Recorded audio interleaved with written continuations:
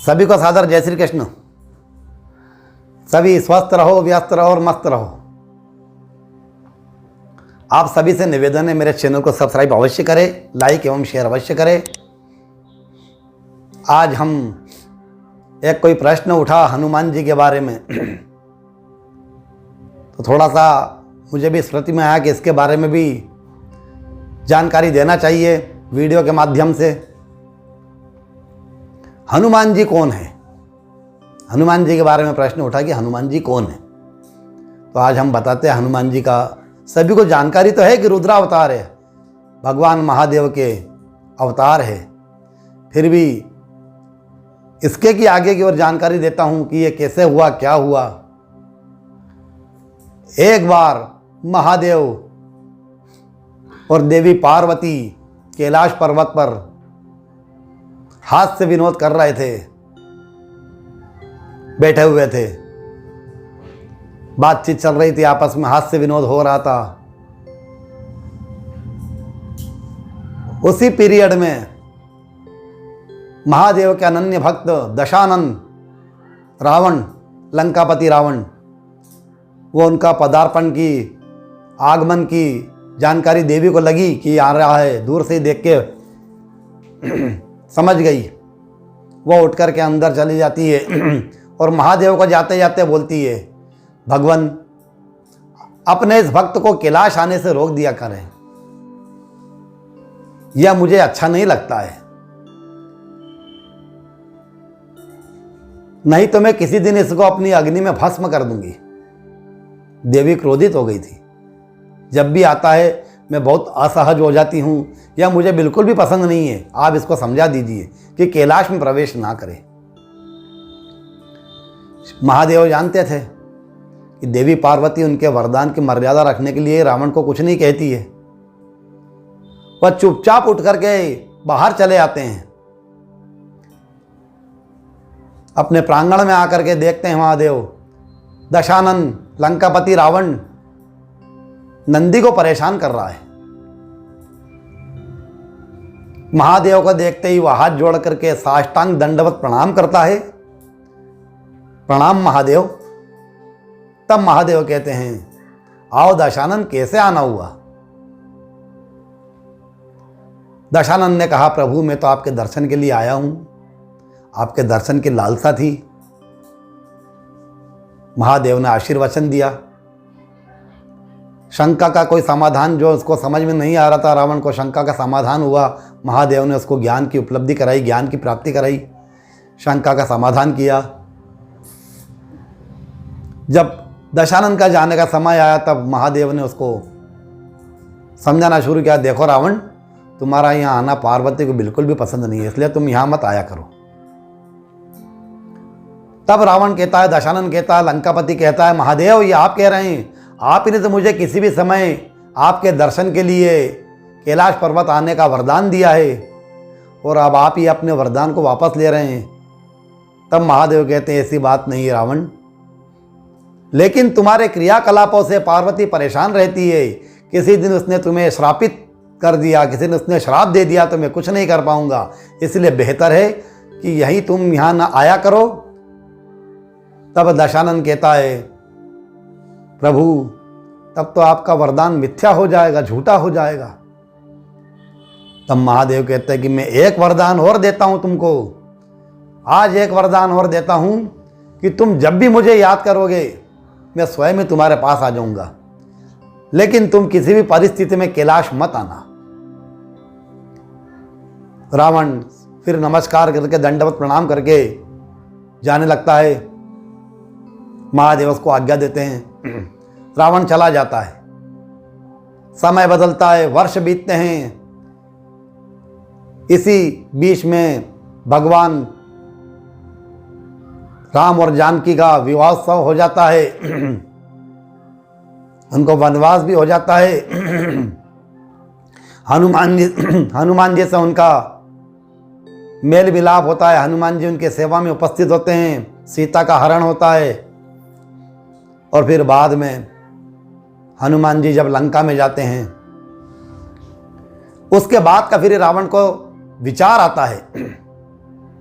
वह सोचते सोचते परेशान हो जाता है, अन्न जल सब छूट जाता है, परेशान होने लगता है कि आखिर ये हनुमान है कौन और हनुमान में इतनी शक्ति आई कहाँ से। सभी से पूछता, हनुमान जी ने भी बिल्कुल ऐसे ऐसे उसको चमत्कार दिखाए कि इसके जो गुप्तचर आते थे उन गुप्तचरों को सबको पकड़ लेते, घेर लेते, पूंछ में बांध के जो अंतरिक्ष में फेंकते, वो वापस आकर के यहाँ जमीन पे कोई आता ही नहीं, पृथ्वी पे कोई टकराता ही नहीं और रावण को समाचार मिलता ही नहीं कि गुप्तचर गए तो कहाँ गए। अब हनुमान जी की लीला है, हनुमान जी ने किसी को अंतरिक्ष में फेंका, किसी को कहाँ फेंका, एक दो कोई छूट गया तो उसने रावण को समाचार दिया कि वो तो कोई वानर ऐसा है। तो इधर रावण परेशान हुआ कि हनुमान है कौन और उसकी पूंछ में इतनी शक्ति, परेशान हो गया रावण। अन्न जल उसको सूझ ही नहीं है कि अन्न जल ग्रहण करना है, चिंतित हो रहा है। अंत में वो फिर परेशानी का जैसे उसको ध्यान आता है कि महादेव की शरण में जाएं, उसको स्मृति में आता है कि महादेव ने मना किया है, इसलिए उनकी प्रार्थना अपने को यहीं आरंभ करना चाहिए। अपने ही महल के मंदिर में जा करके आसन लगा करके दशानन ने भगवान महादेव की स्तुति आरंभ की। स्तुति रावण की जबरदस्त स्तुति थी। जटाटवी गलत ज्वल प्रवाह पाविता स्थले गले वलंब लंबितम भुजंग तुंग मालिकम। जो रावण ने सस्वर पाठ शुरू किया तब महादेव को तो फिर आना ही था। उसकी प्रार्थना से महादेव प्रसन्न हो गए और वहीं पर प्रकट हो गए। रावण अभिभूत होकर के उनके चरणों में साष्टांग दंडवत करता है। महादेव प्रश्न करते हैं, कहो दशानन कैसे हो? आप अंतर्यामी हैं महादेव। ये दशानन कहता, रावण कहता है कि आप अंतर्यामी हैं, आप सब कुछ जानते हैं। एक अकेले बंदर ने मेरी लंका का तहस नहस कर दिया, मेरे दर्प का विनाश कर दिया। उसका नाम हनुमान है। आखिर कौन है प्रभु, कौन है महादेव? और उसकी पूछ के बारे में तो मत पूछिए प्रभु। उसकी पूछ क्या, उसकी महिमा गान करें, गुणगान करें। उसकी पूछ तो इतनी शक्तिशाली थी कि जो गुप्तचर उसकी पकड़ में आ गए तो वो पता नहीं कहाँ अंतर्ध्यान हो गए, कहाँ विलीन हो गए, उनका कोई अता कोई पता कुछ भी नहीं है। किस तरह से सहजता से मेरी लंका को जला दिया, मेरे दर्प का चूर चूर कर दिया, घमंड चूर चूर हो गया। बताइए ये हनुमान कौन है? महादेव मुस्कुराते हुए रावण की बात सुनते रहते हैं। फिर बताते हैं कि रावण, ये हनुमान कोई नहीं, मेरा ही रुद्र अवतार है। रुद्रावतार है, रुद्र का अंश है, रुद्रांश है। विष्णु ने जब निश्चय किया कि पृथ्वी पर अवतार लेंगे, माता लक्ष्मी भी साथ में उनके होने लगी कि मैं भी चलूंगी, तब भगवान ने माया में उसको भी साथ किया। मेरी भी इच्छा हुई कि मैं भी इनकी लीलाओं का साक्षी बनूं। और उसी पीरियड में महादेवी पार्वती वो भी कहती कि जब प्रभु आप जा रहे हैं तब मैं क्या करूंगी, आपके साथ में शिव और शक्ति दोनों साथ में ही रहते हैं। अब देवी पार्वती भी हट पे आ गई कि मैं भी चलूंगी, मैं भी रहूंगी। अब किसी को भी समझ में नहीं आया कि ये कैसे रचना होगी इस लीला की। सब ने अपने अपने दिमाग से, अपनी अपनी बुद्धि से, अपने अपने विवेक से, अपने अपने ज्ञान से सब ने कहा प्रभु महादेव को कैसे फिट किया जाए और महादेव के साथ में पार्वती कैसे फिट की जाए, कैसे इन दोनों का समावेश हो। महादेव और पार्वती दोनों भगवान राम की सेवा की लालसा में कि भाई ये लीला करेंगे तो हम भी इनके अपने नयनों से इनका लीला का पान करें, इनके दर्शन लाभ लें आनंदमय तरीके से। सभी देवता फिर अपने अपने ज्ञान विवेक से सभी ने कहा प्रभु को महादेव को बंदर बना दीजिए। अब देवी पार्वती बोली कि मैं कैसे साथ में रहूंगी, इनको बंदर बनाएंगे तो। फिर वही प्रश्न आ गया। आखिर में फिर यह निर्णय हुआ कि देवी पार्वती महादेव के साथ रहेगी और महादेव वानर के रूप में रहेंगे और देवी पार्वती उनकी पूंछ के रूप में रहेगी, उनके साथ हमेशा रहेगी, उनसे विलग नहीं रहेगी, अलग नहीं रहेगी। जहाँ हनुमान वहाँ हनुमान जी की पूंछ, जहाँ शिव शक्ति दोनों साथ में। फिर दोनों साथ में हुए, लीला रची गई और उसी अनुरूप मैंने हनुमान के रूप में जन्म लेकर के रावण राम जी की सेवा का व्रत रख कर किया और शक्ति रूपा पार्वती ने पूंछ के रूप में उनकी सेवा के फलस्वरूप तुम्हारी लंका का दहन कर दिया, तुम्हारे दर्प का नाश किया। देवी पार्वती कहती थी लंका में जब वहाँ कैलाश पे जब आते थे तब देवी पार्वती ने कहा था कि इस रावण को रोक दो, दशानन को रोक दो। रावण अचंभित हो गया, कुछ जवाब नहीं दे सका।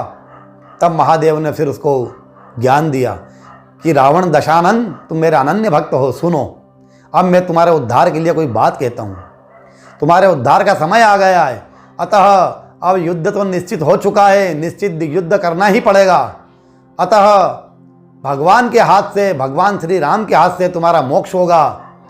परंतु मेरा परामर्श है दशानन, तुम्हारी भक्ति के कारण तुम्हें ज्ञान दे रहा हूँ कि मेरा परामर्श है कि युद्ध में पहले तुम प्रस्तुत मत होना, पहले बिल्कुल उपस्थित मत होना। तुम अपने परिवार वाले के जितने भी तुम्हारे वंशज है, राक्षस वंशज जो तुम्हारे हैं, जितने कुटुंब में हैं, उन सबको एक एक करके उतारते जाना। अंत में तुम प्रस्तुत होना, जिससे तुम्हारा समस्त राक्षस परिवार भगवान श्री राम के हाथों से मोक्ष को प्राप्त होगा, उनका उद्धार होगा, उनके पाप का नष्ट होगा और अंत में तुम प्रस्तुत होना। रावण दशानन भगवान की ओर एकटक देखता रहा, प्रभु से फिर क्षमा मांगी। रावण को सारी परिस्थिति का ज्ञान होता है, उसी के अनुरूप वह युद्ध की तैयारी करता है और अपने पूरे परिवार को, अपने पूरे कुटुंब को भगवान श्री राम जी के समक्ष युद्ध के लिए पहले भेज देता है और अंत में स्वयं मोक्ष को प्राप्त होता है। पूरे रावण अपने वंश को मोक्ष को प्राप्त कराता है, फिर स्वयं मोक्ष को प्राप्त होता है। भगवान महादेव अत्यंत प्रसन्न होने के बाद ही उन्होंने रावण को यह बात कही और रावण के प्रश्न जो जिज्ञासा थी कि हनुमान कौन है, तब भगवान महादेव ने बताया कि हनुमान मेरा ही अवतार है, रुद्रांश है, रुद्र का अवतार है। और देवी पार्वती उनके साथ थी, देवी हट पे लग गई थी कि मैं भी साथ में रहूँगी। फिर वो पूछ के रूप में हनुमान जी के साथ, महादेव के साथ पार्वती हनुमान का रूप लेकर के लंका का दहन किया। आजकल सभी जगह एक परेशानी चल रही, मेरा निवेदन है कोविड-19 के कारण थोड़ा सा परिवारों में, पति पत्नी में, उनमें परिवारों में विवाद की स्थितियां बनने लगी है। कारण तो मुझे कोई पता नहीं, लेकिन हाँ विवादित स्थितियों की जानकारी मिलती है। अब तो पेपर में भी आने लगा है कि पति पत्नी में विवाद होता है, यहाँ तक विवाद होता है कि तलाक तक की नौबत आ जाती है। मेरा आपसे निवेदन है, मैं कोई चमत्कारी पुरुष नहीं हूँ, लेकिन मैं अपने बाबा, अपनी देवी के अटल विश्वास के अनुसार मैं इस कार्य को तलाक नहीं होने देता हूँ, पति पत्नी में प्रेम उत्पन्न कर देता हूँ। भगवान की माया से होता है, मैं तो सिर्फ एक निमित्त मात्र रहता हूँ, मेरा उदर पोषण का मामला रहता है। अगर आपको कोई ऐसा लगे कि किसी परिवार में पति पत्नी में कोई परेशानी हो, अन्यत्र कोई समस्या हो, किसी भी प्रकार की कोई समस्या हो, सात्विक विद्या से भगवान आपकी लाज रखेंगे और कार्य संपूर्ण होता है। मैंने अभी तक जो कार्य किए संपूर्ण हुए। अतः आपसे मेरा निवेदन है, ऐसी कोई किसी की परेशानी दिखे आप मुझसे संपर्क अवश्य करें। मेरे चैनल को लाइक एवं शेयर अवश्य करें, सब्सक्राइब करें और सभी से मेरी प्रार्थना है कि सब्सक्राइब अवश्य करें। सभी स्वस्थ रहो, व्यस्त रहो, मस्त रहो। सभी को सादर जय श्री कृष्ण, जय श्री कृष्ण।